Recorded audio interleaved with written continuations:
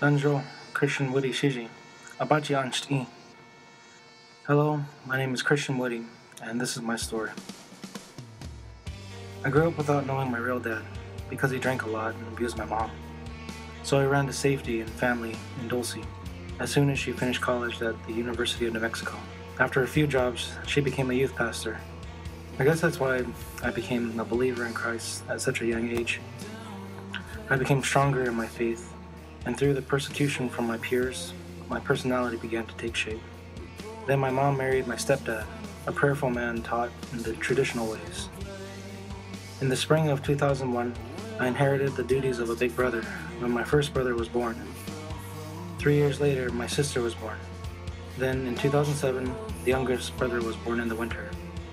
We have our differences, and it can be very frustrating at times.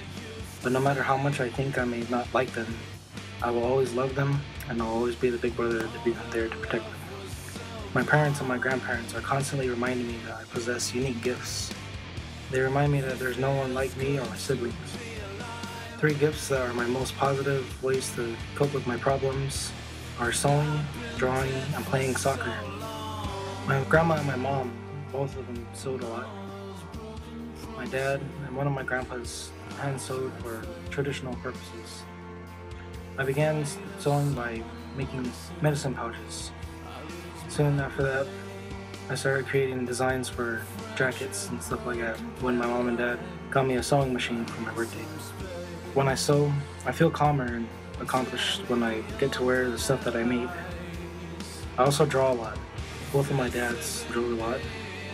This gives me a way to express myself whenever I'm sad, when I'm angry or depressed, when I'm happy, and especially when I'm bored. I'll just get a pencil and paper and I'll just start drawing. One of my friends showed me Japanese manga. It's a type of Japanese comics. And after a while, I adapted this style of drawing. And being able to draw has gotten me through a lot of rough times. I began playing soccer in 2002. During the summer, I participated in the annual Indigenous Soccer Cup. I practice a lot off-season, and I'm certified as a coach. I coach the 9 and 10-year-olds for the Dulce Soccer Club. After coaching for 2 years, the players all know me and trust me. Whenever they see me around town, they come up and say, "Hi, coach." Besides the occasional run-in at the powwow or at Walmart, I had no contact with my real father. He would only write to me whenever he was in jail, and when he'd get out, he would say that he wouldn't do it again, but then he would be back in after a few weeks. It was one disappointment after another. Then he was sentenced to prison. He called and promised he would do better for himself, and he said that he couldn't properly call himself my father. This time, when he got out, he got a job and applied for college, but he was sent back to prison by his parole officer who wrote something that wasn't true about him. Despite this personal defeat, he still remains determined to go to college and to stay in touch with me.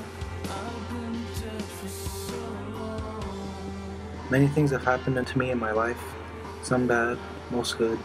Whenever I see my situation as a bad one, I always remember that there's someone worse off than me.